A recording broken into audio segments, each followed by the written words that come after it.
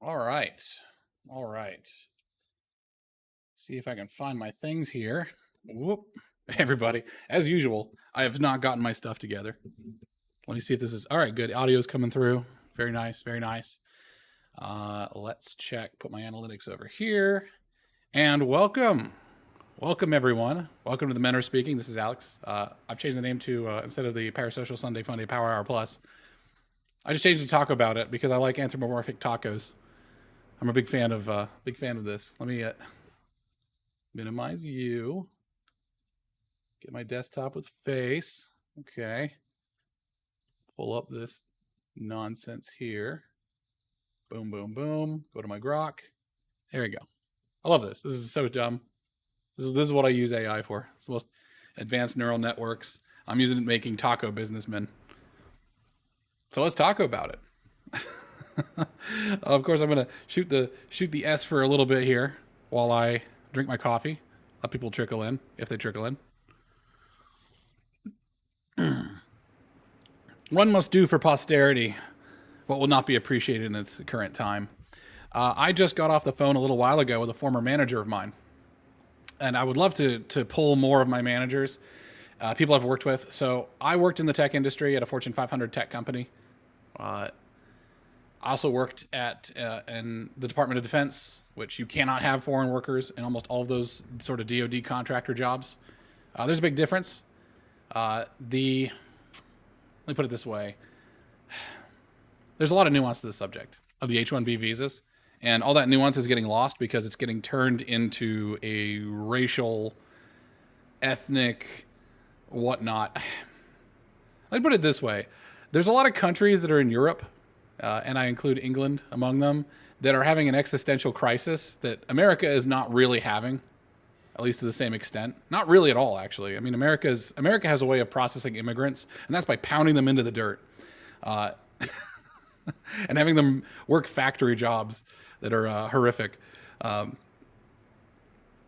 If you are a low quality person, if America is a meritocracy, and I believe that it is, and it should be, and that's what the general consensus of Americans is that America should be a meritocracy. Now, in a meritocracy, there isn't a lot of favoritism towards any ethnic group, okay? And that is to the taste of Americans. If you look at one of my previous videos, what the American election tells us about America, it's the conservatives did not win. If you're an ethnic conservative, if you're trying to conserve like '90s, American values, then yeah, America voted for the return to Fresh Prince, as the Anglos will derogatorily call it. Americans want to be colorblind. They want to be ethnically blind. They don't want to have some sort of ethnic group. We have subpopulations like the Amish. Like, it would be a shame to see the Amish go away. I don't think any American wants to see the Amish get displaced. But the Amish are doing great, so. And there are other populations too. There's the what is called the Rust Belt now. There was a big shame about what happened to the Rust Belt when all the jobs got put overseas, right?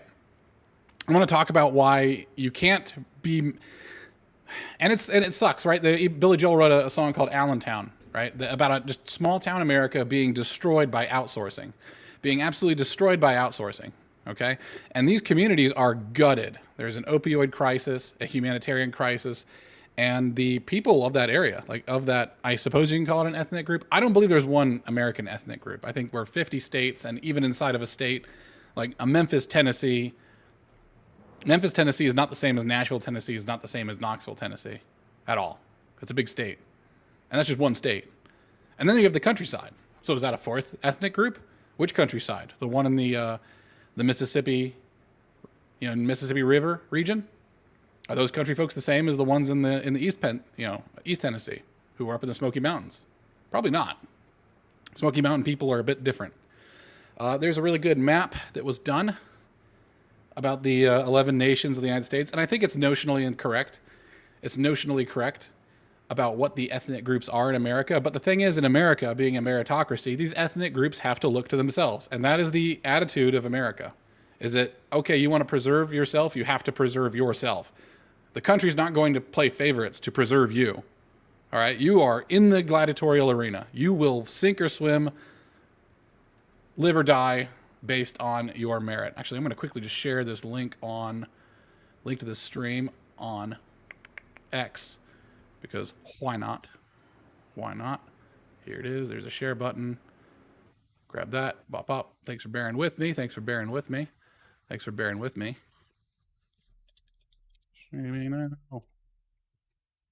Yeah, so America is a meritocracy. And the thing is, we were founded on, if your ethnic group, if you as a person, individual, right? So we build this thing from the individual up, right? We don't run things top down in America. That's not our style. We run things bottom up. So if the individual can't fight for themselves and their ethnic group can't fight for themselves, individual, family, ethnic group, state, region, nation, right? If they can't fight for themselves, then they sort of deserve it. That's kind of how it goes. Now, what I'll say is that we don't like externalities. We don't like externalities. We don't like fingers on the scales. That's anti-meritocratic, right?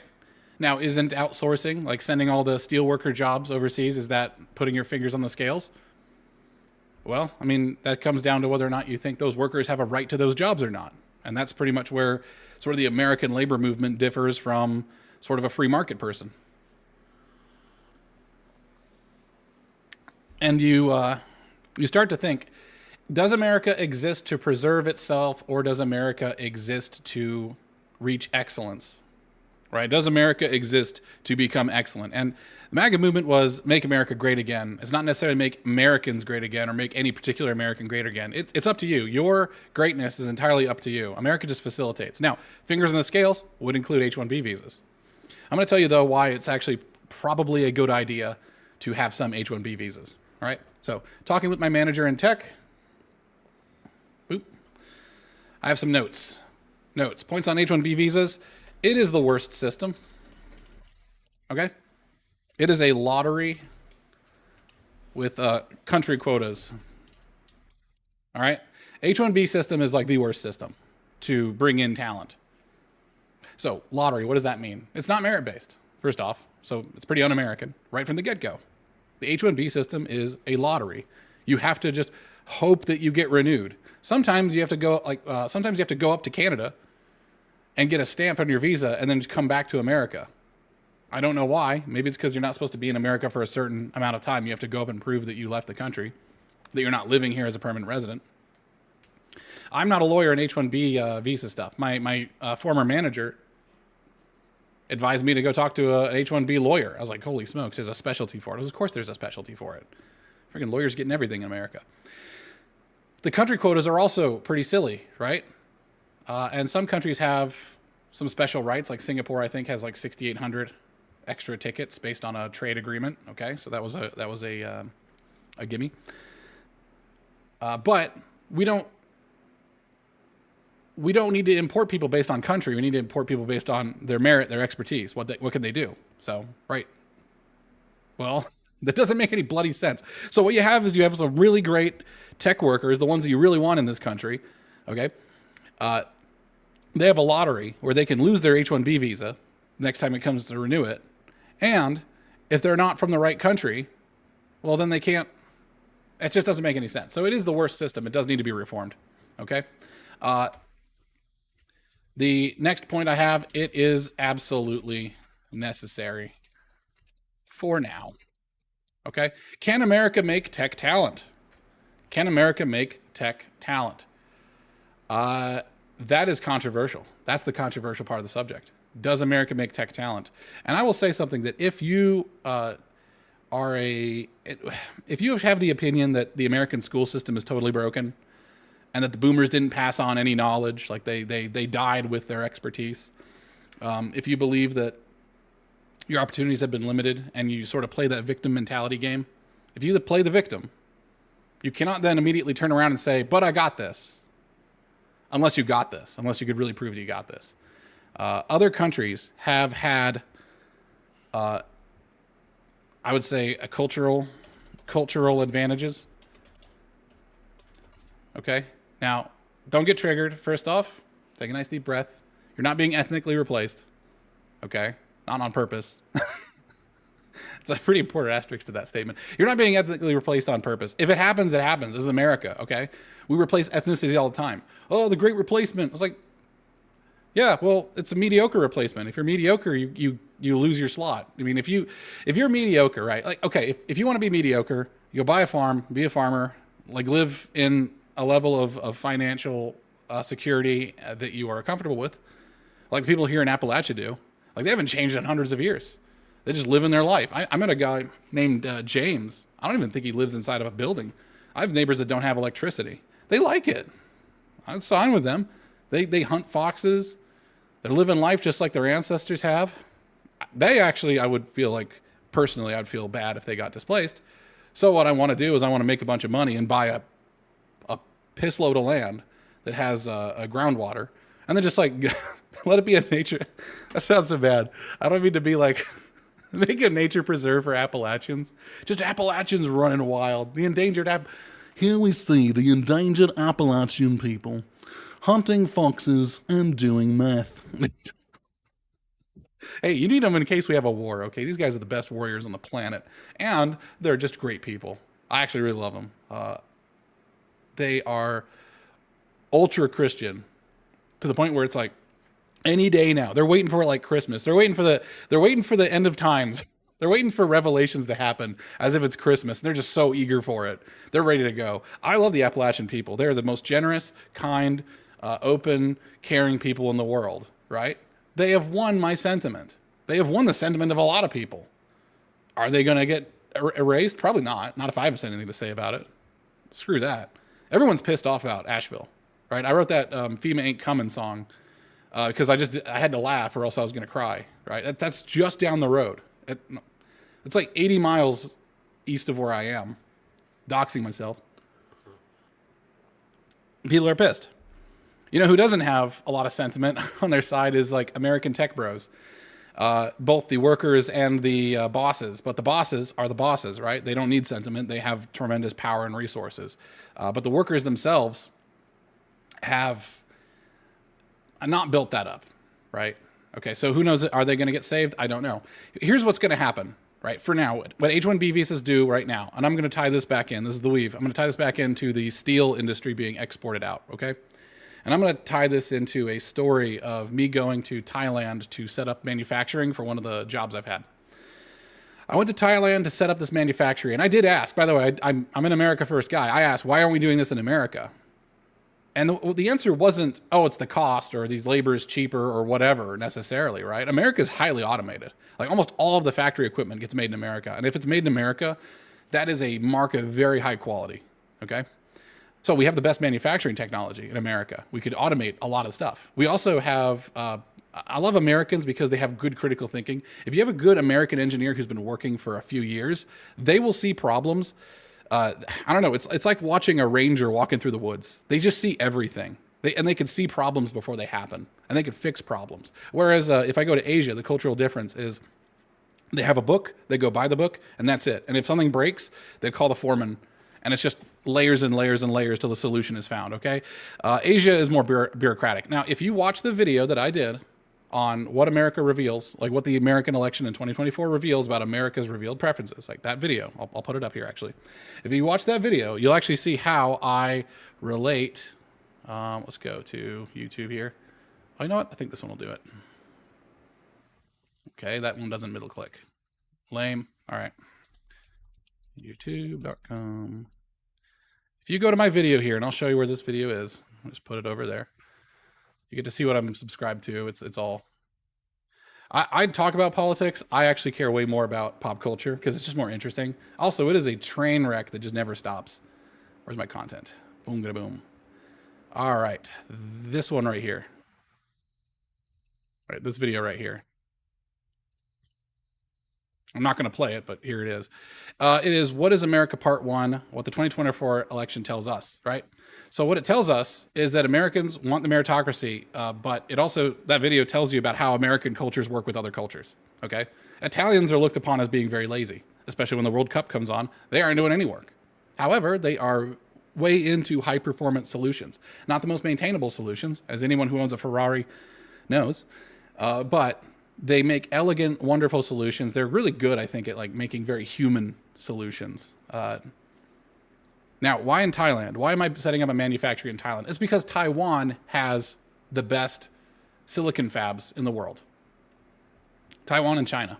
All right. America doesn't have that. America doesn't have that. Okay, there's like America is not the end all be all of the planet. Like, okay, so these Anglo-Saxon Americans who like to, if you go onto Twitter and look at that garbage, they're like, we invented civilization. We're the bee's knees. We're the best. Everyone else is just some slop third worlder, and it's just a cavalcade of unnecessary vitriol towards others.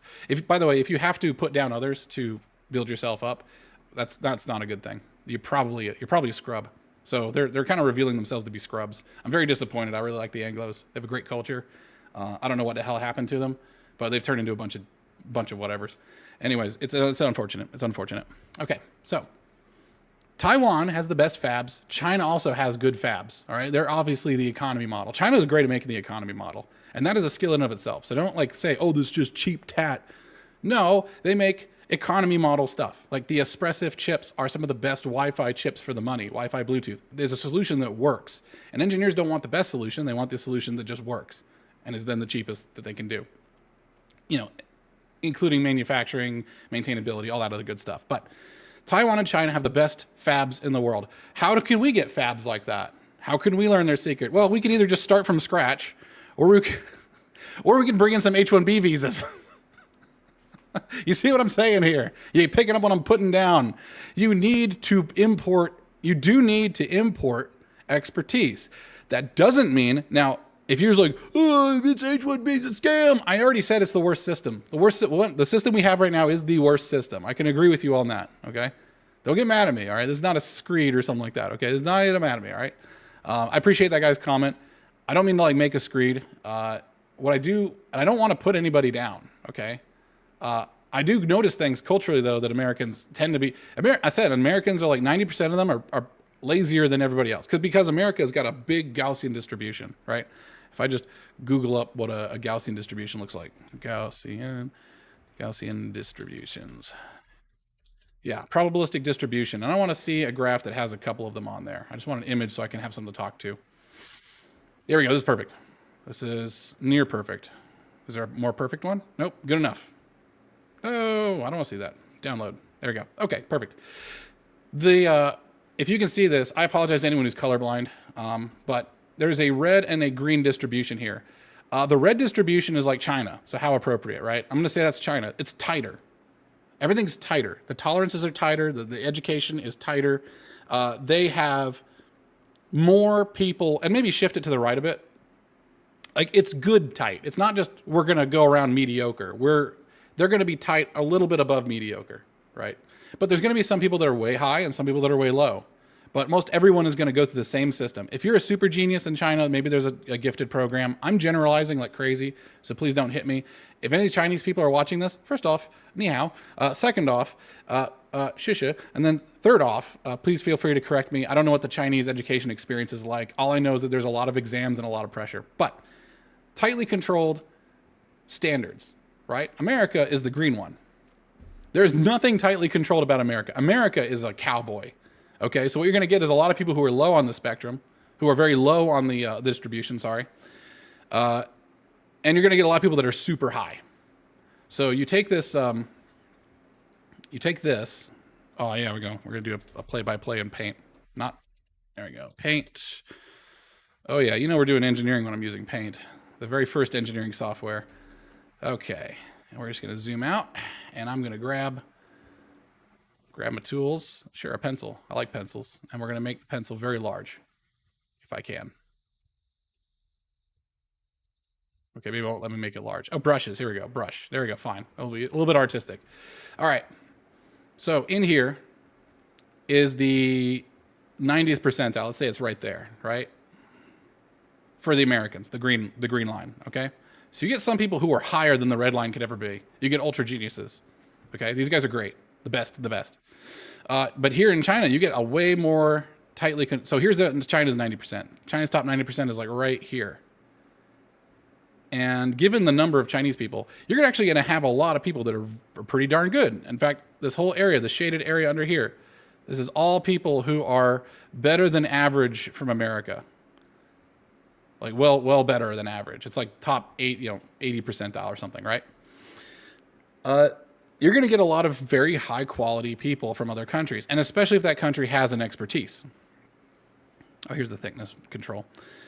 If that country has an expertise, like semiconductor fabs, all right, those people you want to bring in. China tends to have more control. America tends to have people all over the place. So you're gonna see a preponderance of very, very bad Americans because they're like down at the bottom here, right? There's going to be a lot more low quality, but there's going to be a lot more high quality. So Americans tend to split. There's actually an inequality. Like America maximizes inequality, and I think it's a good thing. Because the thing is, you don't need that many high quality people. Most tasks and jobs most jobs don't require a college degree, and I don't think people should get one. If I wasn't as smart, or maybe if I was just easily satisfied, which is a great way to live. Like if you're just satisfied, just like my neighbors here in Appalachia, they're super happy. They're living great lives. I mean, everybody in the town is really excited because we're going to get Idaho pasture pigs, and it's going to mean we're going to be up to our necks in pork and pork products. And we're going to be making bank because one pig is like 300 pounds of meat, just straight up meat. And that's if pork prices, let's say pork prices are $1.50, right? So 300 pounds, that's gonna be $450 a head, which is massive amounts of money out here. Like you could do a few pigs a month and pay your mortgage, or do a few pigs a month if you already have paid off your mortgage, which most people here have, and be living a really good lifestyle, actually. Anyways, tangents upon tangents. There is a stereotype. They exist for a reason. Americans do seem lazier to foreigners because they're not as tightly controlled, but you'll also get super geniuses that don't need the system. Like America's a very individualistic nation. There are some people that don't actually need the system and they just rock it up, and it's good not to limit them, right? I think school limits a lot of people. Sorry about that. Okay. Unprofessional, just belching the thing. We do need quotas. Like if we wanted to bring our steel industry back, we probably would need to bring in people. Now, one of the ways that we bring in people is actually through university professorship, which is great. Coming here and teach Americans. Now, I'm not going to get into university stuff. I think university should just be canceled except for a few degrees like engineer, doctor, lawyer. But if you're doing sociology or communication or music or art, or just go onto YouTube. YouTube is free if you don't mind watching ads, and you can learn everything there. And to be honest, you can learn like 80% of engineering off of YouTube and Wikipedia. It's really the structure that forces you to go through the program that gets you. Anyways, it is absolutely necessary. Cultural advantages, regional expertise, right? As the semiconductor fabricators. Another thing that we have is that if you got rid of H1B visas, we would lose the network effect. Network effect, right? America has a network effect. If you want to be the best, you go to America. So why do Indians come to work in the United States? Well, I'm asking a bunch of them. I have to go call them and see how they're doing, see how Ganapati's doing. Sorry. Ganapati's an old coworker of mine. I just remember the time we went out drinking. That was a fun wreck. He was great. We had to carry him back to his apartment, like in a wheelbarrow. It was stereotypical. He was the best. He became an American that day. Just absolute mess. And the network effect. The network effect means that the people who are in your network, who are in this network here, which could be a region or a virtual space, right? The network effect is popularized by things like Facebook or X, where it's not the platform. Now, think about the platform is actually why it's so popular and so successful. It's actually just because the people are already there, right? So since the people are already there, more people want to go there because that's where all the people are.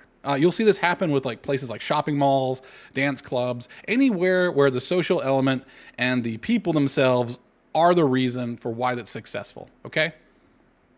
Right? Like you go to Hooters because there's the waitresses. You don't go there for the chicken wings, okay? I usually don't go. Anyways, you go there for the network effect, right? America has the network effect because we do import a lot of people, and a lot of people want to come here. They come here legally through H1B, student visas. There's a lot of prestige to being in America. So Indians consider if you worked in America to be a major mark of prestige. Now, there's a big difference between Indians that work in India and have only worked in India and Indians that have come over to the United States. I am sorry if I missed comments, by the way. Let me just pop this over. Indians that work in the United States tend to be really good. Just anecdotally, they tend to be really good. The Indians that work in India, a little mixed bag. That's my polite way of putting it, right? Probably because it's such a pain in the butt to get to America in terms of the paperwork that you really have to want it. I actually kind of like the Byzantine system.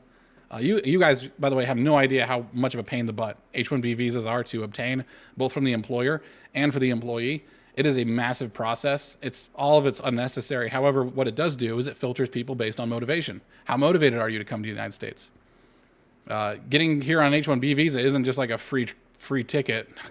It's not the cost of it's not the cost of money, right? Since it's lottery based, you could put all this time into getting this job or figuring out this job, and a lot of these jobs, by the way, are applied for by students who want to stay in the United States. Like their student visa is about to end because their student career is about to end. They don't want to go back home, or they want to work in the United States, and they have to go play this lottery, right? This lottery means that they can't actually plan for the future. That is a huge upset to their life. They are there wondering if they're going to live back home where they came from or live in America. That is nail biting. So people who get H1B visas, it's not like some free gimme, okay? And there's only 65,000 H1B visas, I think, according to the search I did last night. I could be wrong. Please correct me if I'm wrong. The search I did last night, there's about 65,000. So that's not that many, right? Like in terms of percentage of the U.S. population. Why is my calculator so giant? Come on, Pixel Hunt. Jeez, please. All right, 65,000 divided by about, what are we, 350 million now? Yeah, so very small. It's 0.00018, okay, or 180 micro percent. I don't know what to call it. It's very small. It's extremely small. If I multiply this by 100, right? So 0.018%. 0.018%. A lot of fuss has been kicked over what is essentially 0.018% of the population total. Now, we're the working population. So if I say working population of the USA, let's bring this guy over. Okay, labor force, 133 million, so about half. Less than half, right? So pop that in the calculator. Come on. 133.89. Okay, so we're going to take 65,000 divided by 133.89. Okay. Okay, so that's the working population of the United States. Times 100. All right, so now you're looking at 0.05%. 0.05%. How about working population of the USA in Silicon Valley? Or how about just tech? Sorry, buddy. In tech.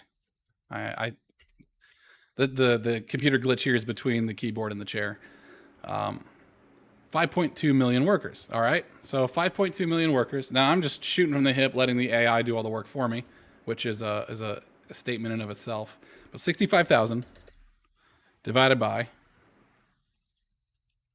5.2 million, 5.2 as times 100 as 1.25% if they were all going to the tech industry, which they're not, right? So 1.2, a lot of fuss is being kicked over 1.25% of the workforce. That is not even like the unemployment rate. Now, are these people taking the top jobs? Well, if they're taking the top jobs, then they're really high skilled and the system is working as intended. Also, there's an absolute limit. There's an absolute requirement for certain jobs, right? And America may not be able to fill it, right? So if you're going to be this advanced AI person, you have to know about computer science. You might have to know about data centers and networking, because there's a lot of networking required to make it like the cluster to process the AI. You're going to need to know about neural networks. Okay, so now you're in abstraction land. You probably have a PhD. You probably have a PhD and a lot of practical experience to really be able to work on AI.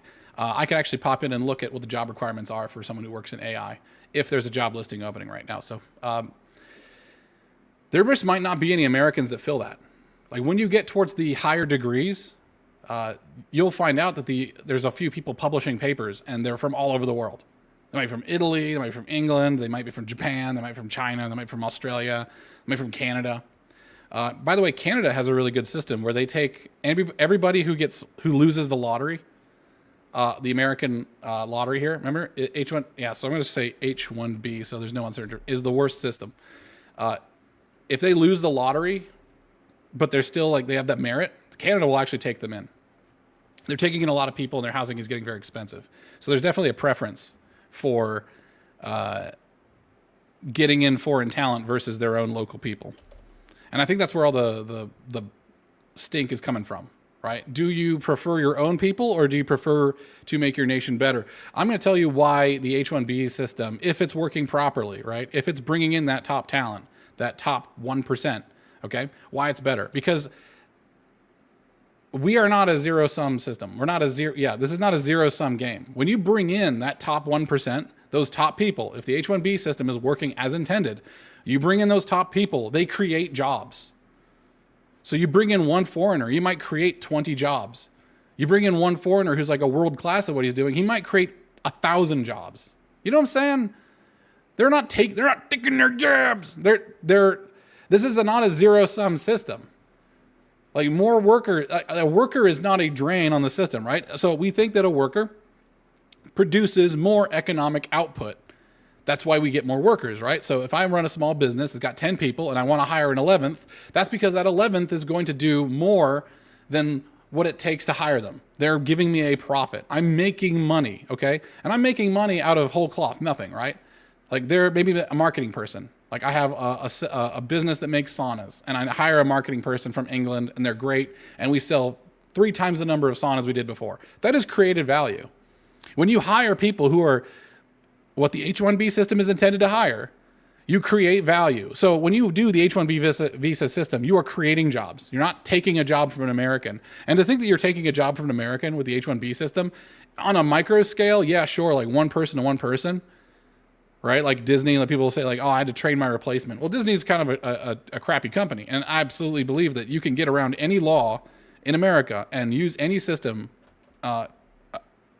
with an ill intent if you have good enough lawyers. And Disney has pretty good lawyers. So they will do stuff. But that's the bad actor. Is that the norm?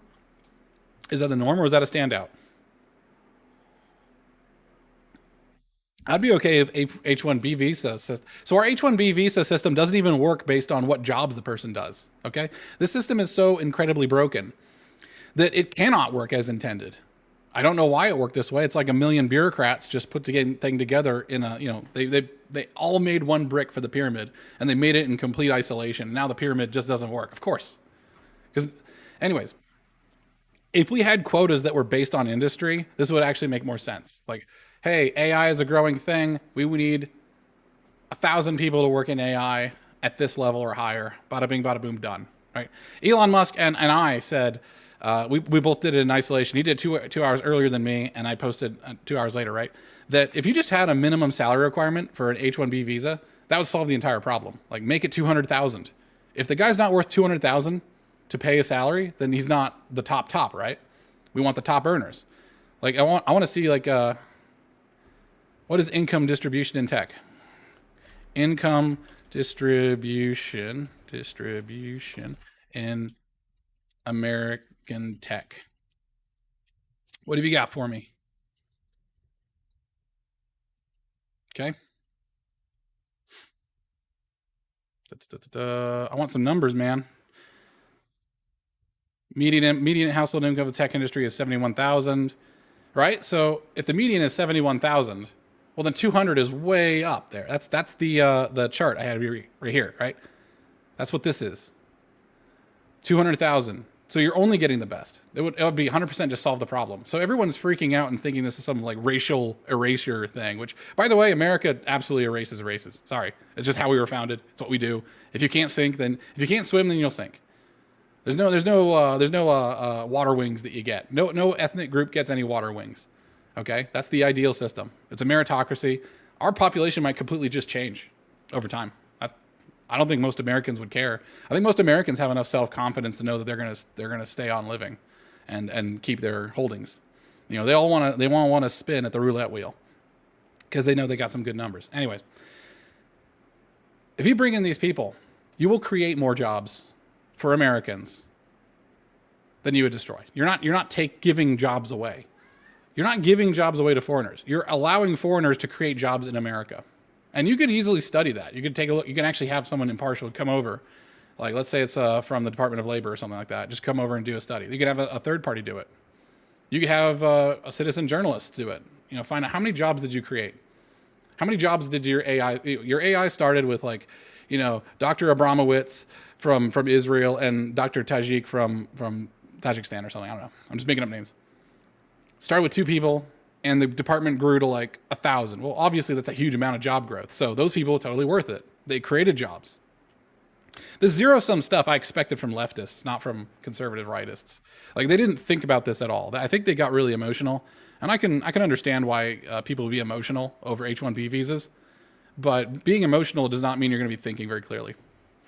All right, and that's just a fact. Let's see what my other findings were.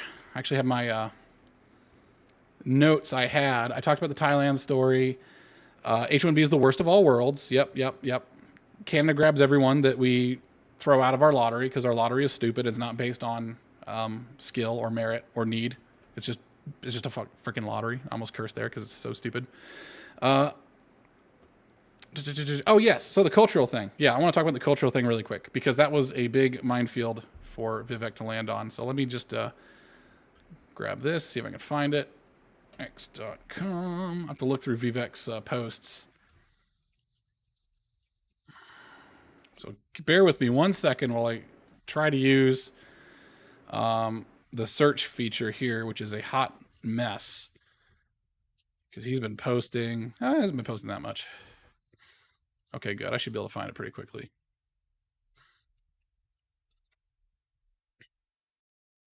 Yeah, there's some pretty funny stuff. Vivek is doing what he's trying to help. I believe Vivek is trying to help. Here, I've got it. I've got it up now, so you can all see it. I'll blow it up a little bit too. There you go. He's trying to help. I like this. Here we go. The reason tech companies often hire foreign-born first-generation engineers over Native Americans is because of the. Yeah, here we go. Here's the one, which I like actually. Let's go through this. So here's a chapter. If you want to mark a chapter, we're just going to go through Vivek's post. The reason top tech industry can't read. The reason top tech companies often hire foreign-born and first-generation engineers over Native Americans isn't because of an innate American IQ deficiency or deficit, right? A lazy and wrong explanation, he adds. A key part of it comes down to the C word, culture. Tough questions demand tough answers, and if we're really serious about fixing the problem, we have to confront the truth. I'm gonna do this in American voice, okay? I'll see if it changes the tone tenor. Our American culture has venerated mediocrity over excellence for way too long, at least since the 90s and likely longer. That doesn't start in college, it starts young. A culture that celebrates the prom queen over the math Olympiad champ or the jock over the valedictorian will not produce the best engineers. Oh, you see what he's saying there?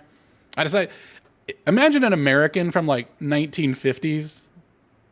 Imagine the Red Foreman from that 70s show is saying this. And you'd agree with it.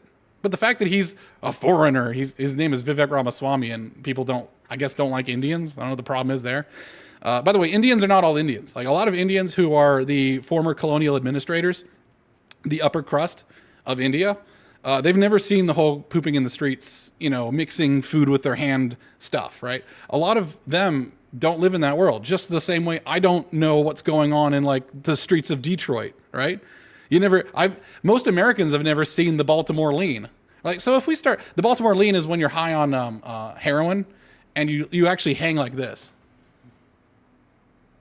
Google it. It's really horrifying. They're in a comatose state, standing up in the street, right? If I started stereotyping all Americans based on that, it'd be kind of messed up, wouldn't it? Wouldn't like that very much.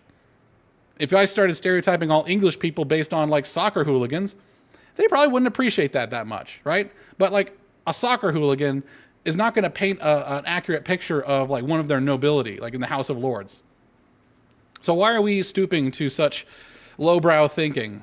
I'm very disappointed, especially in some members of the Lotus Eaters. I'm calling them out, especially Harry and Callum, former member of for being absolute other C words about Indians and not having a nuanced take.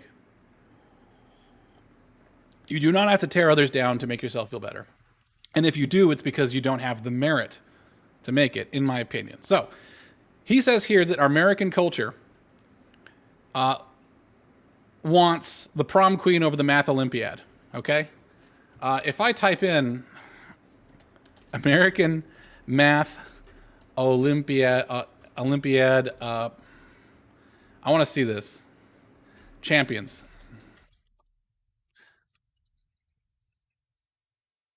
I want to see. Oh man, there's a famous picture of it. You can kind of see it here. You can kind of see it here. Oh, please be bigger.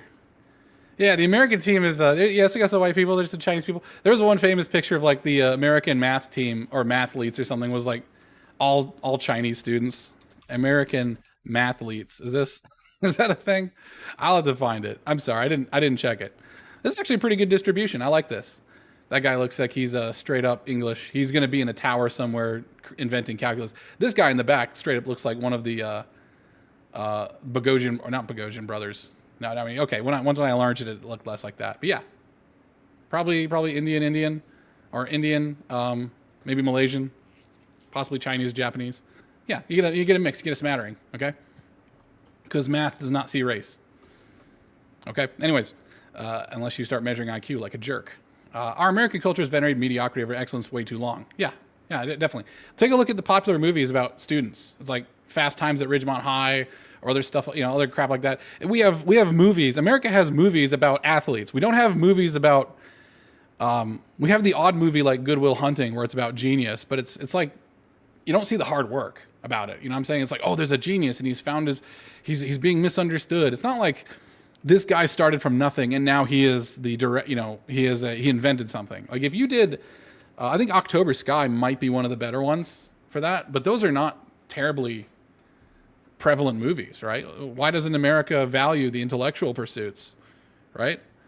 Finding Forrester is a damn good movie about pursuing intellectual pursuits and the struggle thereof. That's actually one of my favorite movies, Finding Forrester.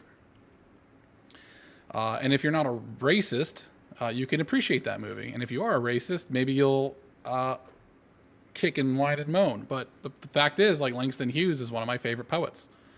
I think he's better. I like him better than the English poets. And there's some really darn good English poets. Because of that 28 years later, I now know who Rudyard Kipling is. I really like that Boots poem. I like simple poems. Simplicity is elegance. Anyways, let's continue. A culture that venerates Corey from Boy Meets World or Zack and Slater over Screech in Saved by the Bell. Screech is a spaz. All right, so here's the thing, another thing here. The jocks are smart. Jocks can be smart. I would love a movie where this like football star. I think the jocks are like the good guys a lot of times in real life. Like I would love it if there was like this football quarterback who wanted to also be a mathlete and he's trying to like balance those two. Like he's a math genius and he's playing football. And like one of the things is he has to choose one because he suffers a head injury, right? And it hurts his short-term memory. Let's say that's the movie. That could be a really good script. Maybe I should write that script. Me and my wife write in our spare time. We're on a farm. We don't have a lot to do. So we we just like write fantasy and write scripts. It's just a fun way to pass the time. I think that leisure births culture organically, Anyways. Yeah, Stefan over Steve Urkel. I think Steve Urkel was pretty fun. He was just quirky. You're going to have to know that like really smart people are very weird. Okay? And that's why Warhammer 40K is the way it is. Anyways, in fact, I know multiple sets of immigrant parents in the 90s who actively limited how much their kids could watch on TV shows precisely because they promoted mediocrity. And the kids went on to become wildly successful STEM graduates. Yes, parenting matters. All right, so there's the thing. In America, the boomers were very uninvolved with their children's upbringing. Most of them had no idea what was going on. They're just like, are your grades good? Are you doing drugs? Oh, it's cool. Are they good drugs? The boomers were not very good examples. So you can believe that the boomers let us down, or you can believe that America has a great culture for excellence. But you can't believe both, okay? Like the Native American. I love the fact that he's saying native born, because these are Native Americans. Like you don't have to have a tribe, you don't have a teepee, you don't have feathers in your hair necessarily. I mean, you could if you wanted to. But I believe if you're born here and your family's been here for a while. Basically, once you've forgotten who you're originally, like, it's no longer an active part of your memory. Like, I remember that my dad came to America, and I see that every time I see him. But once you've sort of integrated to the point where you just are an American and so is your dad, you're a native born as far as I'm concerned. So yes, if you're a native born American and your boomer parents were not involved, you're going to have a disadvantage over people who didn't have the boomer parents and the parents were involved. That's just a fact. I don't see how you could possibly disagree with that. If you do, feel free to put a comment or disagree in the comments, right? Put in a chat or something, right? If you have boomer parents, you're going to be at a disadvantage. If you have those lazy boomer parents, if your boomer parents like are watching cable news all day and they don't even know where you are, like you're a latchkey kid, you're a Gen X kid, right? You are not going to be able to meet up with the mathletes whose parents are very much involved, right? It's going to be a struggle. Like the whole Finding Forrester thing where his parents don't really know what's going on, his dad's not there. That's very rare. Usually there's like, I measured this out. There's like 6 generations that you have to go through from the very bottom to engineer, right? You know, your first generation is going to be back in their foreign country, right? It's someone who has come to a moral awakening. Like, I want to be honest. I want to be a good person. I don't want to be a liar or a criminal. Moral awakening is the first generation. Second generation is now we're working for ourselves and becoming more self-sufficient. So the moral awakening person, they might be a butler or a servant, right? Second person is like, okay, now I have my own stuff. I'm living in my own apartment. I'm working for the factory. Okay. Third generation is I now am running my own small business, like a fruit stand, or running, like, because I'm Asian, everything has to do with woks and stir fry, like running a little like roadside wok frying stand, right? As a matter of fact, I just kind of want to see that. Street walk cooking. Street walk. Yeah. I'm going to put this on mute, but this is like 3 generations in the making. Okay? And you see there's multiple generations on this screen right now. And just beautiful, beautiful walkery. Nice. Lard. Heck yeah. Yeah, you render the lard at low temperature first, and then you can fry with it. Yeah. So this happens in every culture, right? Multiple generations. Okay, so now you've got your own small business, like maybe you're running a laundry place, maybe you're running a kitchen like this. After that, you send your kids to school. Hey, bada bing, bada boom. They're going to school. Are they going to like the best schools? Hell no. They're going to whatever school they can afford, whatever school they can do. The kid is studying his ass off. Okay, this is 4 generations in before this education even comes into it. You understand me? 4 generations. Do you think that Asian immigrants, like immigrants who had to fight for 4 generations just to go to school, are going to fritter that away? How much do you think they value that? That's just a fact. It was not given to them. They had to fight for it, right? Whereas in America, it's given to you. So, of course, they're not going to appreciate as much. They're not going to get as much out of it. When I was in school, I once got an internship to a 3-letter agency because I was just quiet enough to listen to the announcements. Like, the announcements would come on, and I would sit and attentively listen to it. And for that, I got an internship that got me tremendous career prospects. Like, huge advantages. Well, everyone else was just chatting and talking about nonsense. Like, they weren't focused. I was focused because this is what my grandfather would be doing. This is what my great-grandfather would be doing, right? And I know that I'm going to let him down if I'm just faffing around my childhood, right? But because your boomer parents didn't really care, and they're like, just follow your dreams, son. I don't know. I'm going to watch Price is Right. You know, you don't feel like there's any stakes. But people who work like this have stakes. This man is sweating for like 10 hours a day. I almost guarantee it. He's going to have like wrists of iron. By the way, I've tried to use these Mandarin walks. This style is a Mandarin. No, sorry. This style is a Cantonese walk. And this will destroy your wrists because of all that leverage. Anyways, enough of that. It kind of makes me hungry. Okay. Yeah. So now they're going to school. That's 4 generations in. I'm finally going to school. What kind of school? It's whatever school they can get. And they get a job that's like, I'm working in an office. So they're no longer like sweating in the street. They're no longer working construction. All right, you're in an office. You're just the guy who just runs the mailroom or something. That's what you aspire to be. Then he sends his kid to a better school. And now the kid's like a middle manager, right? The kid is like a somewhat of a professional, right? He grows up to be a professional. Like my dad was an accountant, okay? My dad's an accountant, which is a pretty good professional. He is a CPA.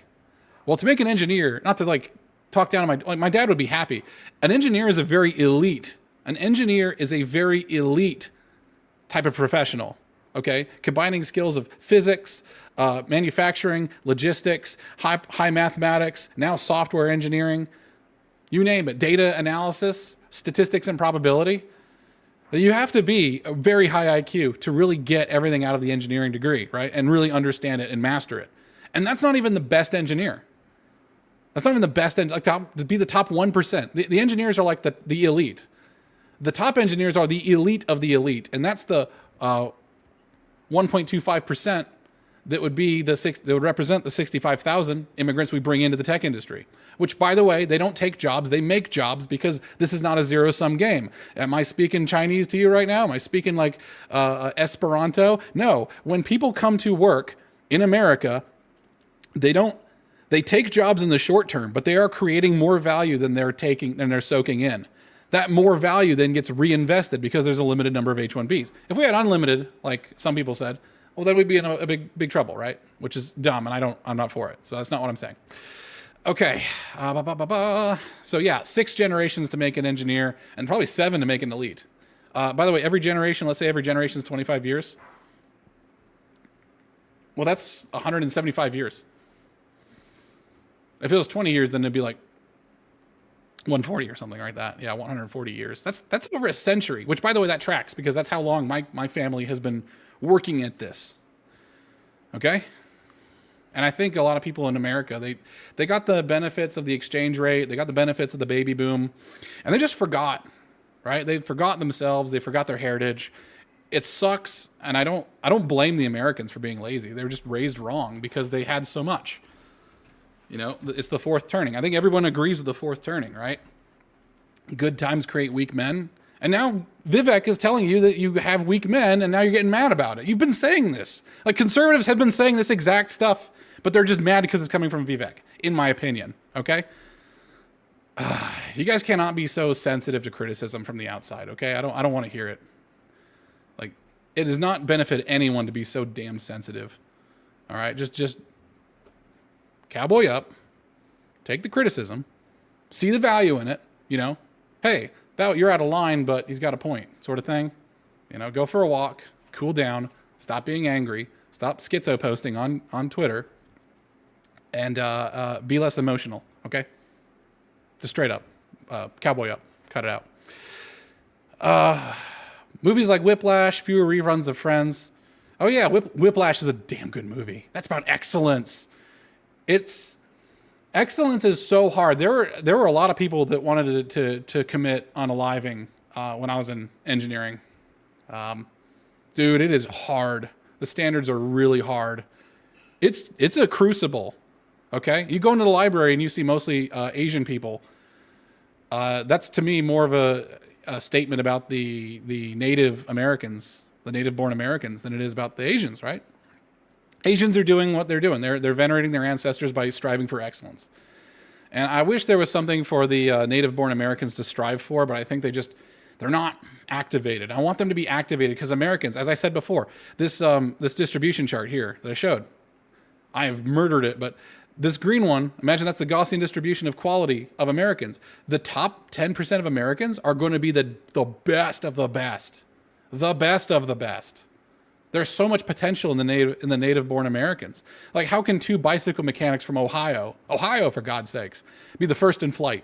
Because they just wanted it. Because they just did it. They didn't have to go to school for it. They didn't need the government to bail them out. They didn't need a subsidy. They didn't worry about immigrants no, they just did it. That's what America does. And I love America for that reason. Just do it. All right. Most normal American parents look skeptically at those kinds of parents. Yeah, everyone makes fun of the Asian parents for pushing their kids, but 99.9% of the time it's good. More normal American kids view those kinds of kids with scorn. If you grow up aspiring to normalcy is what you will achieve. Exactly. People are trying to fit in more than they're trying to be excellent. Like when I was a kid, I tried to memorize the entire periodic table of elements. Okay, I got about halfway through the main thing. I didn't do the transition metals. And I was getting made fun of. Like, anybody who's ever strived for excellence when they're in school, public school especially, you get ridiculed for doing that. Okay, you cannot say that that's true and then think that Americans don't have a culture of mediocrity. It is objectively true. Sorry to break it to you. Now close your eyes and visualize which families you knew in the 90s or even now who raised their kids according to one model versus another. Be brutally honest. Normalcy doesn't cut it in the hyper-competitive global market for technical talent. That is correct. The thing is, if you do, and he'll say this, and if we pretend like it does, we'll have our asses handed to us by China. China will bring these people in.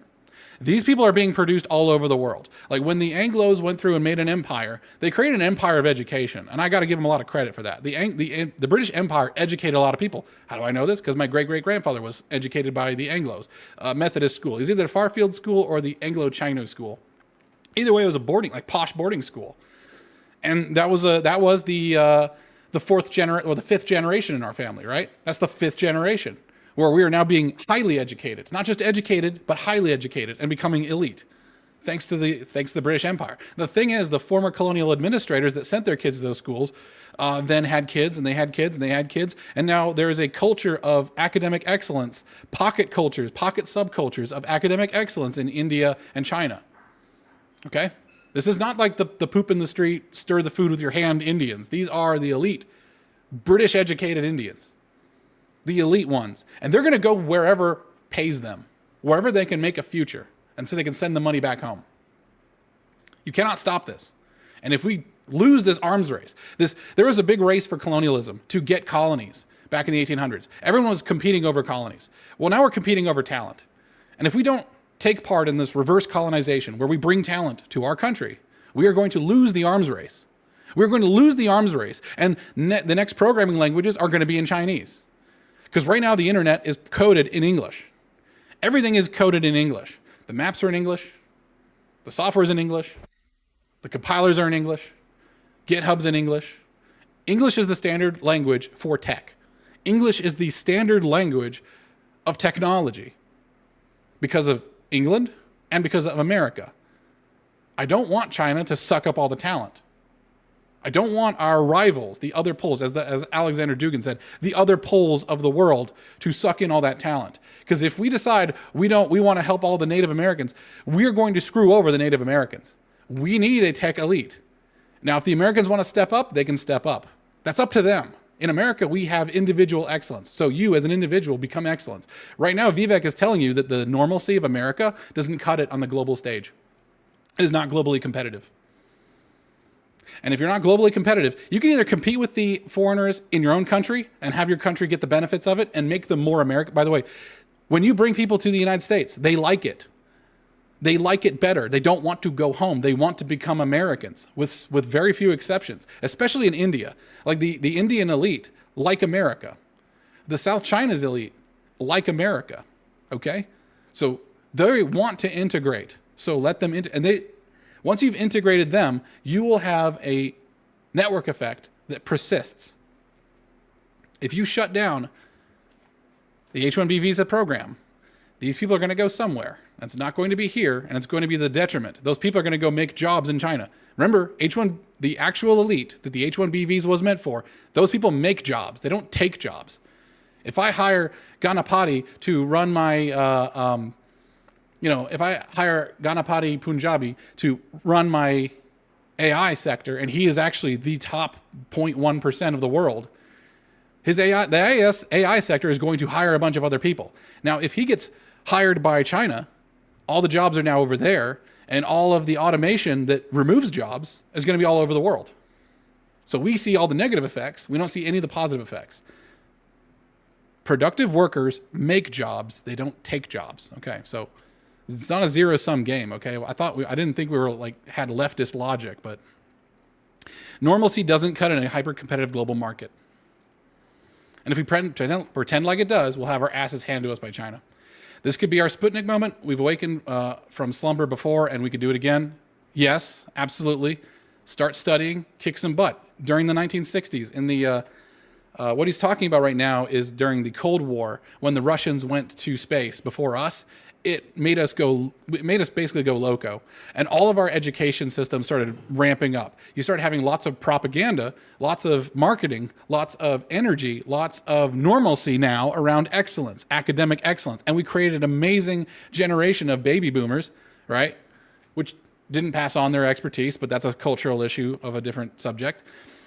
And they made America number one for let's say you got out of college in 1962, okay?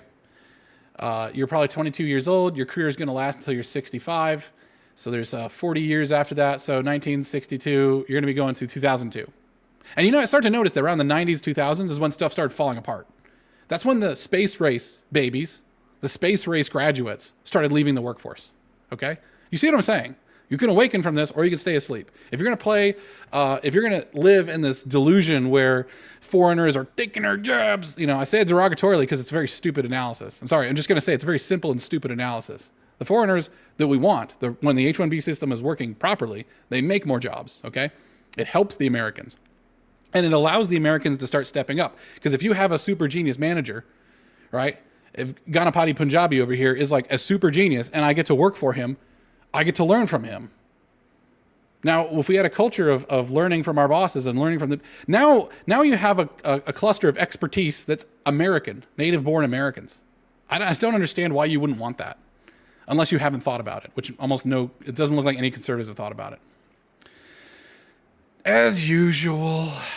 Like, by the way, alienating Vivek and Elon and insulting them and emotionally lashing out at them does not, like right now, do you realize that the conservatives are now in the crosshairs? Like the heavy conservatives, the ethnic conservatives that are like preserves America's ethnicities. They are now in the crosshairs, probably for extermination.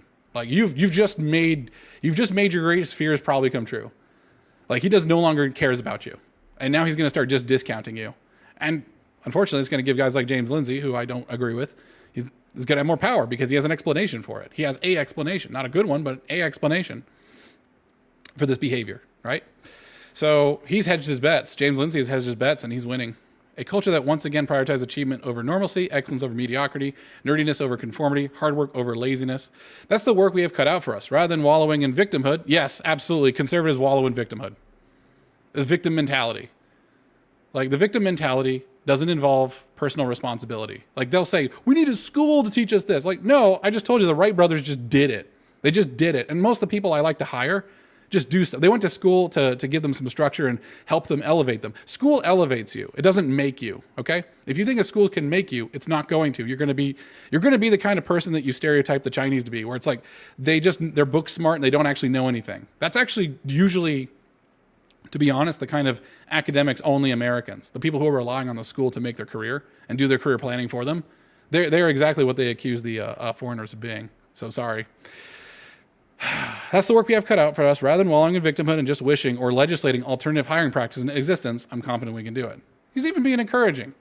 I've heard his opinion. You can disagree with the opinion, but if you get mad at this, then, man, cowboy up. Like, grow up. I'm just going to put my face camera now because it is time. My wife is cooking something and it smells really good, and I want to get in on that before she eats it all. It's probably vegetables. It takes a lot of skill, a lot of care to make vegetables really well, which is why I make steak. Hey, anybody who's watching this, thank you so much. I'm trying to help. So is Vivek. Be nice. Be nice to each other. If you ever feel like, by the way, if social media or anything you see makes you angry, it's a good idea to remember what made you angry and go for a walk and just think on it and say, like, why does this thing have power over me? Like, why did what Vivek says have power over me? Because usually anytime that you get an emotional response on something, that's a deficiency on your part. You should not be emotional on this stuff. It's just type on X. It's just some guy's opinion. He's not going to hurt you. Maybe you'll say that he'll take your job. Well, the best thing to do is to get rid of the anger that you have, get rid of the fear, the worry. I know the economy's crap, so people are really emotional about it, and I'm very sympathetic to that. Okay, if I got laid off, I'd probably have a very different outlook. If I was unemployed right now, I'd have a very different outlook. I'm a human being. I'm going to do that.